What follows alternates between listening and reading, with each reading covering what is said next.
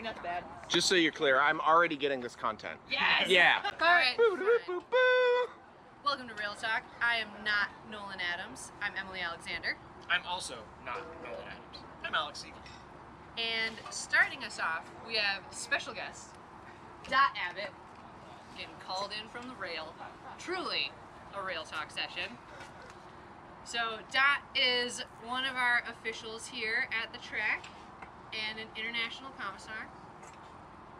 So being an official out here and being an official for as long as you've been one, what is something that you would share with not only our community but just the racing community in general about officials? Officials are cool. We have a good time together. We help keep the program going, and I kind of feel like, as Jerry Baker would have said, he always felt like officials were at the core of the bike racing. Without the officials, you don't have a good program. Firmly believed in that, and it's reflected at this track with the quality of the officials that we have here. That's why we're always on the road and gone, and we're short officials, so everybody should consider becoming an official in your spare time. All right. What's your favorite part of a race night? My favorite part of the race night is the camaraderie that I'm going to go experience over there in the beer garden. All right. Well, we don't want to keep you from that any longer. Okay, So- see you. I'm off. Bye, Dot. Bye, Don. Thank you. All right. So now, getting into the meat of our program tonight. It was a special night. It was. Wearing a t-shirt to commemorate it. Happy 40th birthday, Peter Snowland. Thank you for your generous donation to the Jerry Baker Memorial Velodrome, purchasing the rights to determine tonight's schedule. So, not in order of the program, but we did do 40-lap points races for 2 of the fields in honor of Peter's 40th birthday. We also had a scratch race and an elimination. So let's start with the men's elite scratch race. How'd that go? It went. It was fast. It was actually, surgy. There were a lot of breakaways. None of them seemed to get more than maybe 50, 80 meters up the road.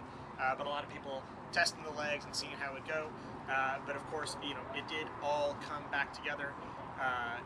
Unsurprisingly, could you take a guess as to who might have taken victory in that race? I mean, Merrick has been the speediest of speedies out there. And I feel like in the scratch race, he just kind of bided his time. And then when it was time to go, he turned on the jets and rode a couple of wheels to get there and really just kind of pipped Mario, I think, right at the line. Literally in maybe the last 20 meters, maybe 10 meters. It was a very, very close finish. And I think even our announcer called it for Mario at first. It was so tight.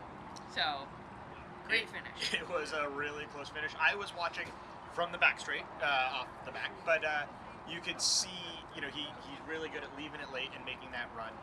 So well raced by him. So yeah, final order on that. Merrick taking the victory, Mario with a really, really strong second place, and then our executive producer, Andy Baker, on the podium of that race. Good ride from him. I think we're also starting to see him come around with the form as we get towards the middle of the season. Agreed. On to the elimination. Yes. Elimination's always fun. Slightly smaller field than last time. Thankfully, didn't feel quite as argy-bargy, as some might say, as previous races. But, well, who won that race? Again, Merrick. Shocking. Surprisingly enough. Look how shocked I am. I know. I'm shocked. Well, and he won it in style. Just rode the field off of his wheel, because I think into 2 to go, David sat up and said, pulled the parachute, see you later. And then into the bell lap, Andy gave it a good run, but then Merrick, once he came around, Andy was like, well done, sir, see you next time. That seems to be a theme. We see a lot of gentlemanly acknowledgements of Merrick's superiority in about turn 3 and 4, because the races are often decided by then. We've seen Galen do it, we saw Andy do it. It's a common theme. But great elimination race. seeing David on that podium. He's a rider who now is no longer part of the junior program because he's aged out, but he's still racing locally and a student at the University of Washington. One junior and one recently no longer a junior on the podium for that. I'm going to also throw in a Beyond the Podium shout out here. Really strong ride from Ben Flom. He got to the front. Actually, there was a point where I looked back and thought he was completely boxed in. Made his way out, somewhat sketchily, he said, but still got to the front, and then I think proceeded to ride just a great pace for probably a solid 10 or 12 laps. Really strong ride from him. I think finished 4th or 5th. Fantastic. Getting confirmation from Andy that it is 4th, but really good ride there. Oh yeah. And then on to the points. So this was the race of the evening. This was Snowby's crown jewel in the night. 40 lap points races. This one, I know I tried to make it interesting from the beer garden, where I gave out a super cream. No one actually lapped the field like I wanted them to. I will say it almost sounded like you said Nolan lapped the field. Let's be clear.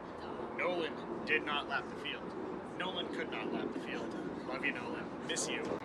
But I like to think it made it fast. How did it feel for you out there?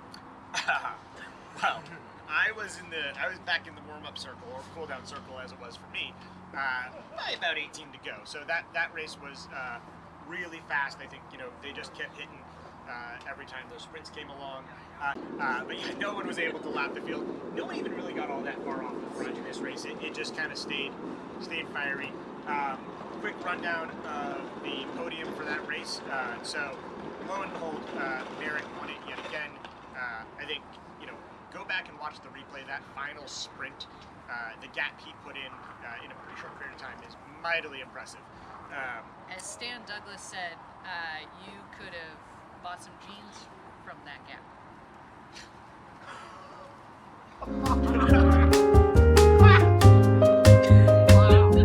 The rest of that podium, so Merrick taking a resounding victory again, and then executive producer Andy, 2nd place, and then Andrew Lynch coming in 3rd on that one with just nice and steady points pickups throughout the night. Yeah, solid race. I think you could really see. I think you could see the fatigue from the evening.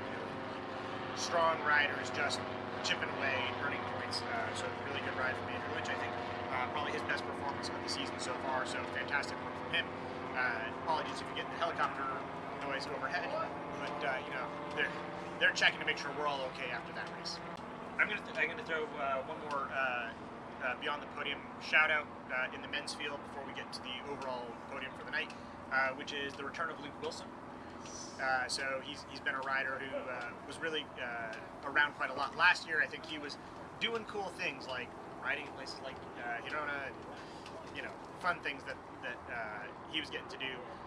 So he came back, and I think was maybe 5th or 6th in that elimination race. I think we will start seeing him back towards the front end of the races once he gets that intensity under his belt. So nice to have him back.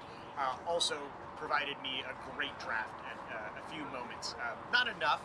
I needed a motor as well, but a good draft. So thanks, Luke.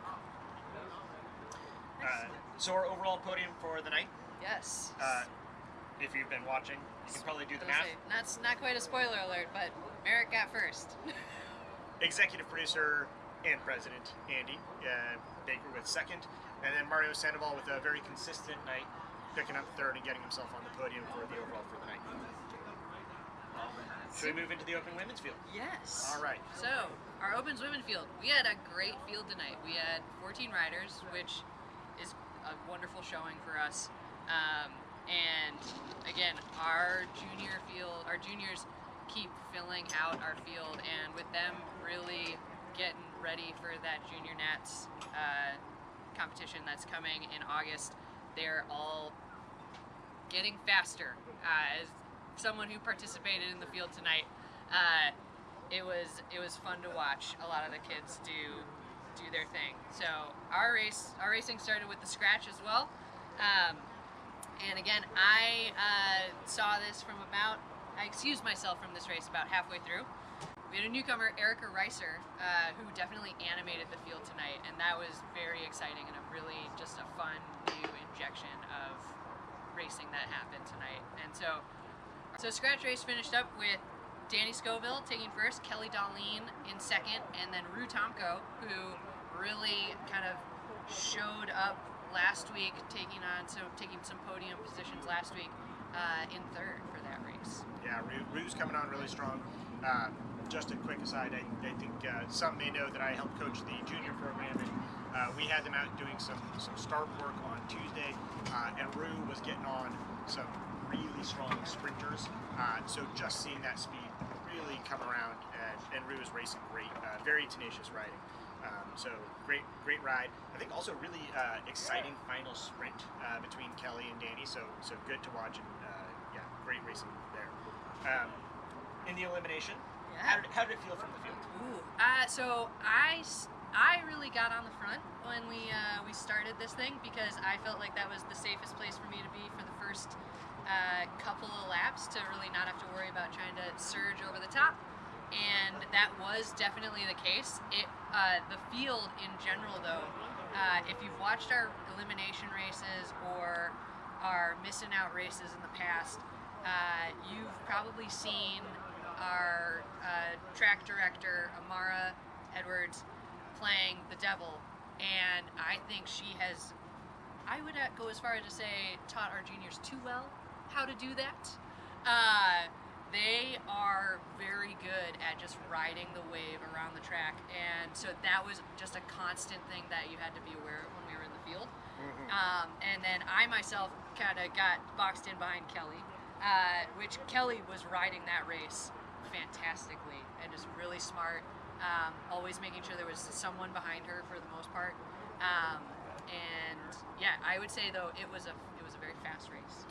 It sure was, and I will say, I think every time from probably the last 8 riders down to the last 2, it looked like it was 5 or 6 wide across the line. Like everyone was within a bike length, and I think Corey and the officials had quite a job to do to call who was eliminated, but that was really fun to watch. And I will say, shooting some gaps, especially some of the juniors. This is my last beyond the podium shout out for the evening, which is Lucy Gilchrist, was getting herself inserted in tiny gaps. Just finding a way to sneak in there and with a bike throw, which I will say she apparently crashed in warm-up. So did this with like a banged up knee and wrist, which that takes real guts to already have crashed in the evening and throw yourself into a gap like that. But really fun to watch. I mean, truly like all the way across the track every single time. Good times. Final order in that race. Danny picked up the win again. Rue super strong. I think absolutely pinned it to drop Kelly, who finished third. And so when Rue secured second, they pulled up, and you can tell they were done for the evening, but really satisfied, and I think fantastic ride from Rue. On to the points. That was different. Oh yes, the points was a very different race. So we had a 30-lap points race for the Open Women, and 28. Excuse me. It was bizarre. 28-lap points race. How did that work? Dot had an idea, and when Dot has ideas, we listen. We do listen. Dot wanted to try it with, so the first sprint came still at 25 to go, so it's like 3 laps into the first sprint, so still a 6 by 5-ish, but with one of them curtailed, I guess you would say. So a 28-lap points race, and yeah, interesting. Don't think it ultimately changed the outcome too much, No. but yeah, fun times were had, I suppose. Yes. No, so that's so as you might have noticed, I did not participate in the points race this time, but I got to watch from the beer garden. And this was a very interesting race. After the first couple of sprints, which were heavily contested by the usual favorites, where it's Danny, Annette, Kelly, Rue, all coming in wide, we had Erica Reiser take her shot, and she just stayed on the gas after one of those points laps and basically just chipped away at building a lead, and eventually had roughly about half a lap and was able to hold it. Yeah. And it, she was scooping up riders that had been dropped otherwise, so it looked like a really weird team pursuit where the rider never gets off the front. But she just stamped on those pedals the entire time and was able to pick up basically, I think, the last 4 sprints, I think it was 4, including the double at the end. Yeah. And so she was able to take the win. Annette Williams came in second, which, if you do watch the race, Annette has a mechanical in that race and is able to then get back out and finish. And so she still finished second. And then Danny was able to then secure third. So just a really, again, interesting race. And really great to see new racing and new racers like Erica coming on and just throwing some haymakers out there. Yeah. So I will say I asked, I said, who is this Erica individual? And so she comes from Victoria, Canada. So always great. I think one of the cool things about being here is that we are basically now kind of one of the regional centers of track racing. So having riders down from Canada, we had a bunch of our Portland crew up. So great to have another Canadian come and race. Apparently also a family medicine doctor. So does good stuff when not riding bikes. And picked this up riding a peloton. So Christine Dercole, you've got another one coming for you in terms of the peloton track racer hierarchy. Yeah. I will say I was really hoping that Erica could take that lap, but that gap sat at basically a half lap for quite a while because the money was still there on the line, and that was the closest anyone got, but couldn't quite get there. The field just, I think, wouldn't let it happen. Yeah. Our overall podium for the evening in the women's field. So podium for the evening. As you might guess, Danny taking that top step and holding on to that leader's jersey, followed by Rue, and then Erica with her performance in the points race, able to boost herself to third in the overall omnium for the night. All right, so we're gonna introduce another new segment: 3 favorite things about the threes. All right, I'll go first. In the Cat 3 field, Serge Malikian had, I think, a super strong night. Particularly enjoyed watching that final sprint in the elimination where it was him and Keegan Fairbanks. I think if you've heard previous rail talks, we do talk about Keegan and just how impressive his work is on a tiny junior gear. But the two of them were the last ones left, and Serge, I think, just tactically rode that final sprint brilliantly. Had a great night throughout, but that was a fantastic last lap. That's my one of my favorite things from the threes. That was a great one to watch. Number 2 of our 3 favorite things about the threes is, and you just heard Alex mention, watching Keegan Fairbanks. He has been, real talk, hot take, smoking the threes on a baby gear. If you watch him in our live streams, you will notice a difference in how he's pedaling versus everybody else in that field. And he is winning sprints. The fact that he pushed Serge as hard as he did, again, baby gear. I am super excited to watch him at Junior Nats. And just the rest of this season. Once he is unleashed on a real gear, he won't be. Look out. But when he gets to go up to like an 88, it's going to be watch out, everyone. Watch out. I think he's on the bubble for upgrade points into the 1-2s, which he has absolutely earned on that gear. Absolutely remarkable. Fantastic. So much fun to watch him race. When I do my warm-up jumps, I actually think to myself, gotta spin like Keegan. Because it's just something to see. All right, I will maybe finish off with number 3, which was Paul Rackness, who has been racing on Wednesday nights quite frequently. His first night out tonight in the threes, picked up a podium in the scratch race, played the devil in the elimination really well. I think up until like 5th, but fantastic night of racing for him. You know, really showed he absolutely belongs in the Cat 3 field. Super strong work from him. So a lot of fun stuff to watch. Overall, great night of racing. I'd say kind of a classic set of races by track standards. Happy birthday again, Peter Snoblin.